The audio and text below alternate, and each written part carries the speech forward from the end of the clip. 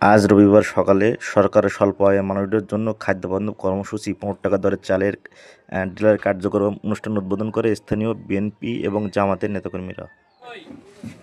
আমরা সকলে জানি দীর্ঘদিন ধরে দুইটা জায়গায় সোনাবাড়িয়া দুইটা ডিলারশিপ চলতেছিল। সেইটা আবার অন্তর্বর্তীকালীন সরকার আসার পরে ওনারা নতুন করে আবার আহ্বান করেন। সেই আহ্বানের প্রেক্ষিতে সোনাবাড়ি ইউনিয়ন থেকে আমাদের বিএনপির ভাইরা এবং আমাদের ভাইদের পক্ষ থেকে আবেদন করা হয়। খাদ্য অফিসে আবেদন করার প্রেক্ষিতে আমরা আল্লাহ পাকের অশেষ মেহেরবানিতে সোনাবাড়িয়াতে এই চৌরাস্তায় আমাদের বিএনপির ভাইদের একটা ডিলারশিপ সরকারের পক্ষ থেকে দেওয়া হয়েছে এবং বাংলাদেশ জামাত ইসলামীকে সোনাবাড়িয়া কলেজ মোড়ে একটা ডিলারশিপ দেওয়া হয়েছে। এই দুইটা ডিলারশিপ আল্লাহ পাকের অশেষ মেহেরবানিতে আমরা খুব সুন্দর, সুশৃঙ্খল এবং সুষ্ঠু নিয়মতান্ত্রিকভাবে আমরা এই কেন্দ্র দুইটি পরিচালনা করব, যেন কেন্দ্রে কোনো কাস্টমার এসে কোনো গ্রাহক এসে হয়রানির শিকার না হয়।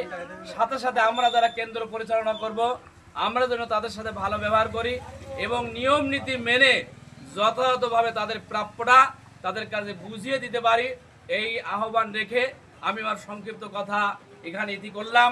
আসসালামু আলাইকুম ওয়া রাহমাতুল্লাহ। আপনারা সবাই অবগত আছেন, এরা গরিব দুস্থদের জন্য ওই 30 কেজি চাল স্বল্প মূল্যেই এইটা বিতরণ হয়। যাতে এই মুহূর্তে কমিটি এই ডিলারশিপ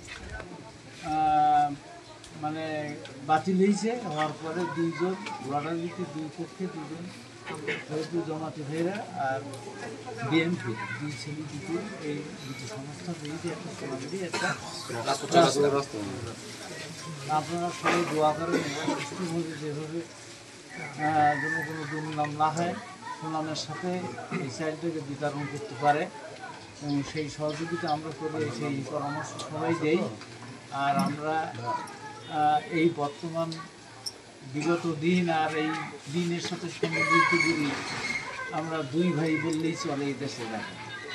এখন সবাই আছি, সবাই মিলিয়ে মিশি যেভাবে হোক আমরা কাজটা সম্পন্ন করি এবং ভালোভাবে চলুক, এই দোয়া রেখে আমি আমার সংক্ষিপ্ত বক্তব্য শেষ করছি। সম্মানিত উপস্থিতি, আসসালামু আলাইকুম। বড় ভাই পরে কথা বলাটা খুব দৃষ্টিকটক দেখায়, তারপরেও আমি বলি যে উদ্দেশ্য নিয়ে আজকে আমাদের এই পথ চলা, এই ডিলারশিপ, আমি